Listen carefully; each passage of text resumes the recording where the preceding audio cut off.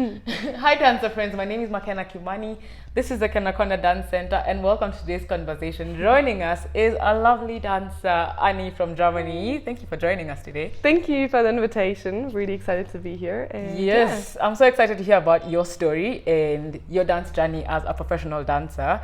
So let's get into it. Tell us a bit about yourself, who you are, what you do. So my name is Annie. I'm a professional dancer, rhythmic gymnast and sports scientist from Germany.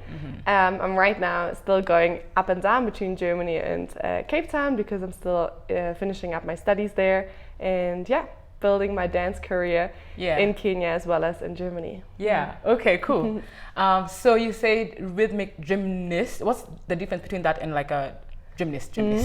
So rhythmic gymnastics is only happening on the floor, and you have like props. You have like the ribbon, a hoop, a ball.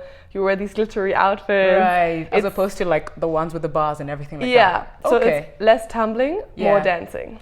Cool. In fact, Okay, and a sports scientist. Tell us a bit more about that.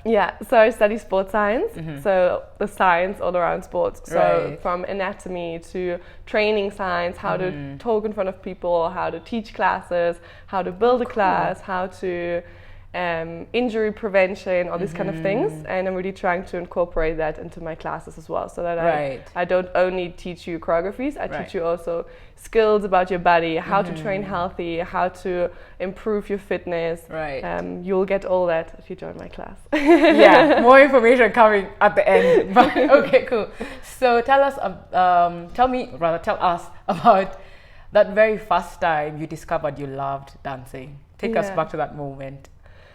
Okay, it's not one moment. Because I've been doing gymnastics my whole childhood. So I started my first dance steps were with 3 years old when I did like kids ballet.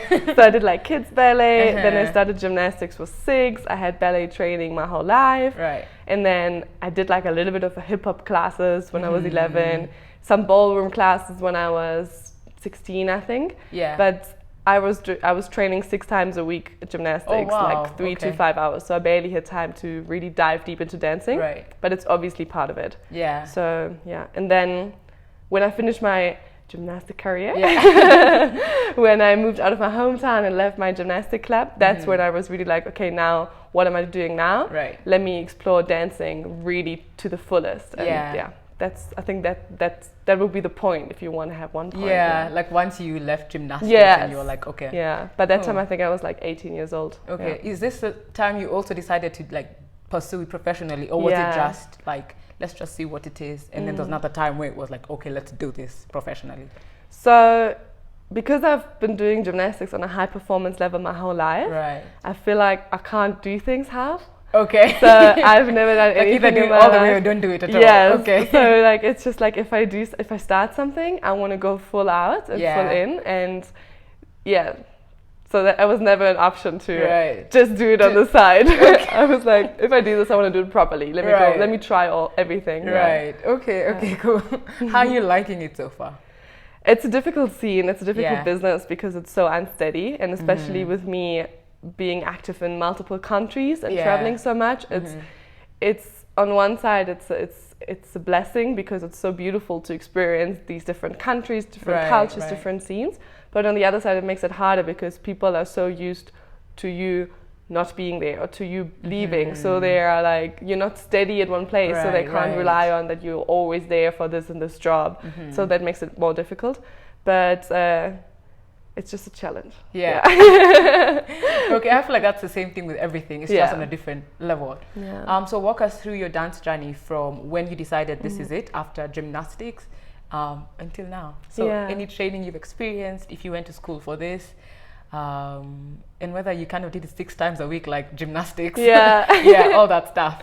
Okay, so I obviously had my gymnastic education over all these years, and I was performing on national level, so also quite high. And I had lots of workshops, I think if you want to call it, where we were really experiencing a lot of different things within gymnastics. I did my coaching license, my gymnastics coaching license with 14 years old. Oh, wow. The kids one, and then obviously I had to wait until I'm 16 to do my I didn't know you could do that. That's so cool.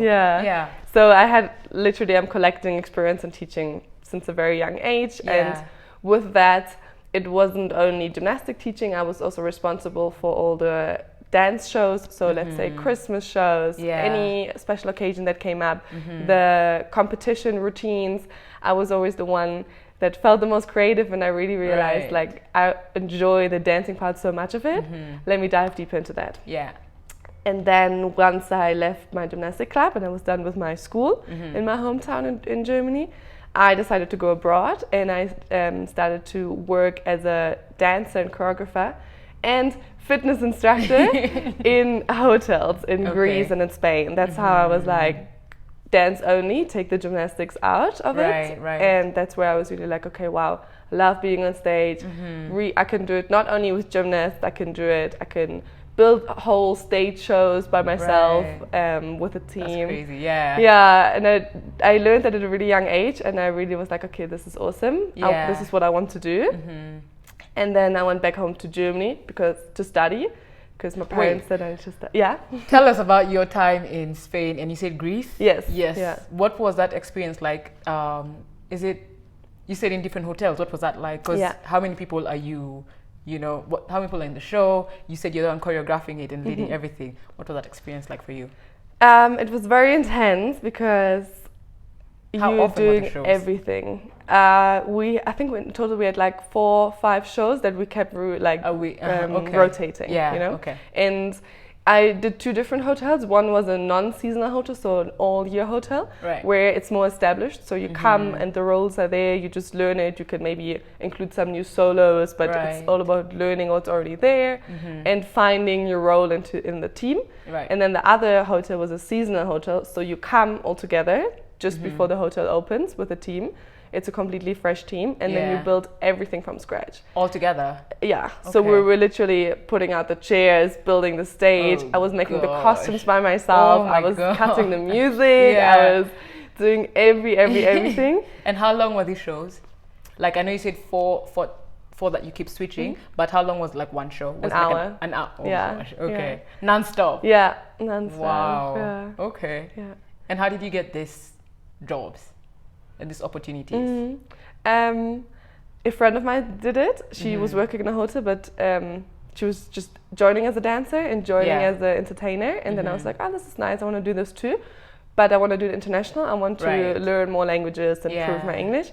I don't want to be always only surrounded by Germans. I was seeking some new input. And then I found this company, the Spanish company, and it's called Active, that I went to the Canary Islands with. And then from there I was like, okay, now I want to, that was the non-seasonal hotel. And then I was like, now I want to put more of my own input. Let me find something seasonal where I can work as the lead choreographer and can do my thing.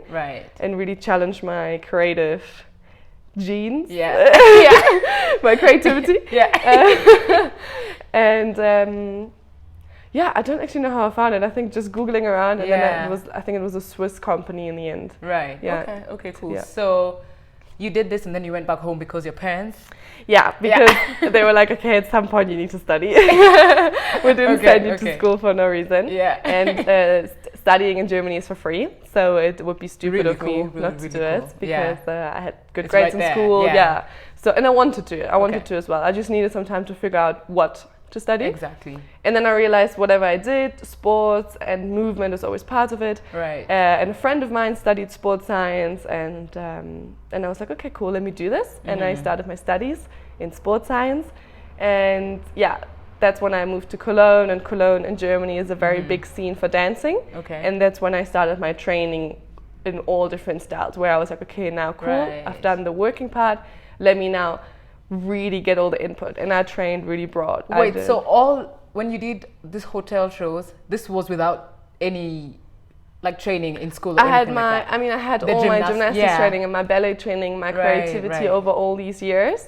And that, But this was still before you actually went to like learn all the different styles? Before I went to the professional dancers in Germany and see how do they teach, what's their style. Okay, cool. Which was interesting as well, because before it was completely unfiltered my style. There was no input from any other dancer yet, because it just didn't have it. I was also really young, so I think I was 18 at that point, right? And then I moved, and then I got all this input, and that was really nice, and that gave me another push, and that really broadened my skill level, I think. And now you're still in school? Yeah, I'm finishing up. Okay, this year. Knock on wood. Okay, and now you're teaching also. You can tell us a bit about that. Okay, so about how I teach in Kenya? Because you said you were in school, and then, were you still doing like the dance stuff as well as the sport science? Yes. Okay, and you're done with kind of the dance stuff, or everything is still at the same time? Everything is still at the same time. Okay. So I'm still when I'm going back home to Germany, I'll still be training, I'll still be teaching my own classes. And it's a little bit of a tricky situation because last half a year, so usually my schedule was 2 months Kenya, 4 months Germany, 2 months Kenya, 4 months Germany. But right now I didn't come from Germany. Right now I came from Sweden because I did an exchange semester there, and that kind of broke the circle a little bit. But I was still teaching there. I was still doing workshops, still looking for opportunities, still building a little name out there. Right. But So what has your experience been in Sweden teaching there, and also here now that she's teaching classes here? Yes. Yeah. I think, so in Kenya it's difficult to get people to come for a regular, like the commitment is not, it's you have to convince people that you're good. All the time. Yeah. And I think that's different in Germany. I think the demand is just different, and people are like more willing to spend higher amounts of money in training and regular training, and people know when they sign up for something regular. Right. You know, and I think that's something that's still developing here. But I think there's definitely a lot of potential. Yeah. And in Sweden, it was also a little bit, you need some time to get warm with Swedish people. So it was also my patience. I'm not very patient, so I had to learn to be patient. Yeah. I think when I'm teaching, now you're a bit more patient because of that. Yeah. Kenya taught me patience. Kenyan traffic taught me patience. That is for sure. Yeah. Okay. Yeah. So you learned patience pretty much also from Sweden. Like you learned how to. Okay. Yeah. Okay. Who inspires you as a dancer? Yeah.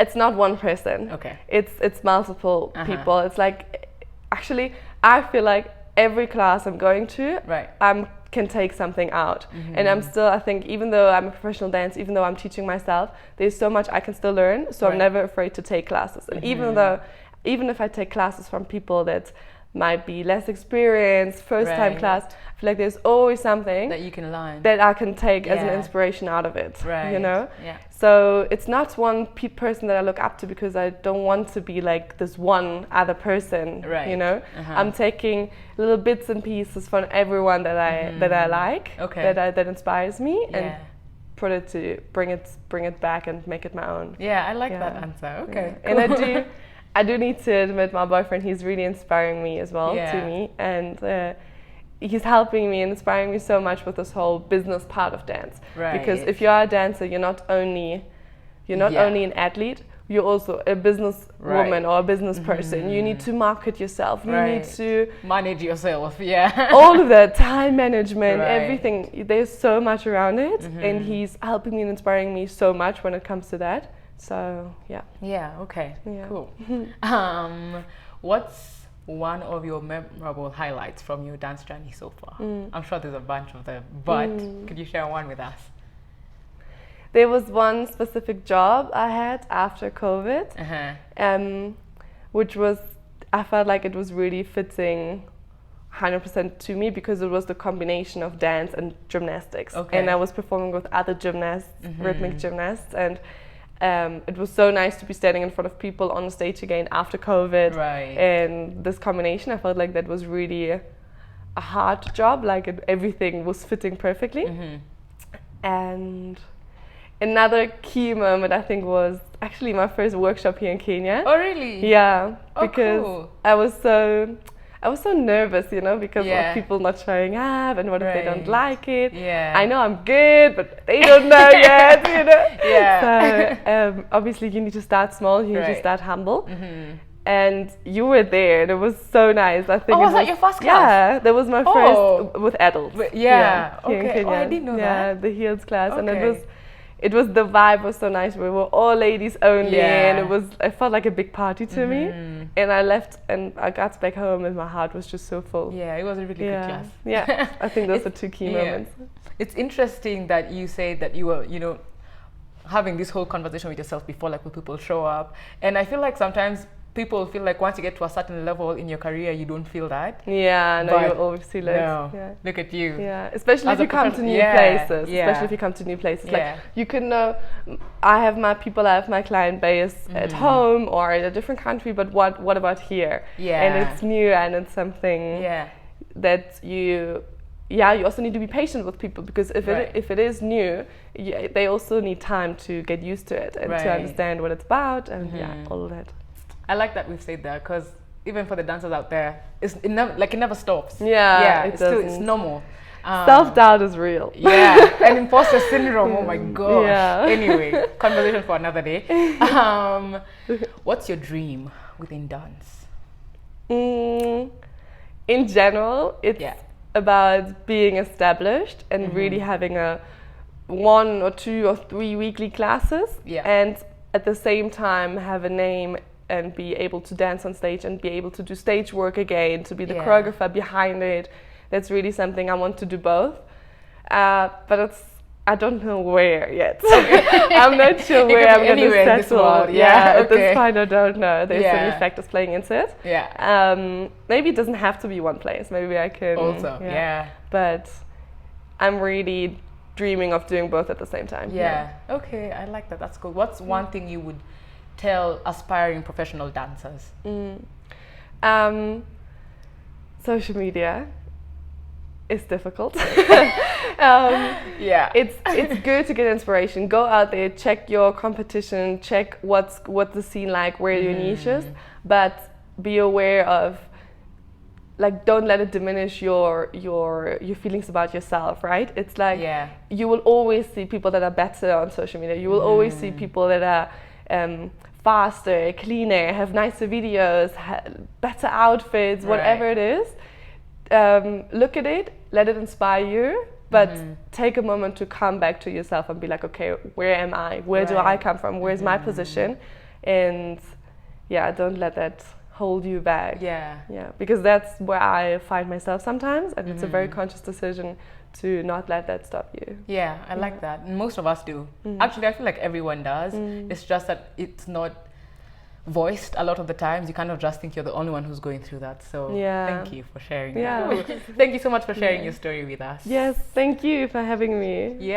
Before we close out, we are going to be having a pop-up class, and Annie will be teaching us a commercial dance class. So tell us a bit about what that is so people can know what to expect. Okay, with the commercial dance class, I'm really trying to bring a little bit of a flair from home, Germany, European, however you want to call it, into the Afro dance world here. I want to give some new spice.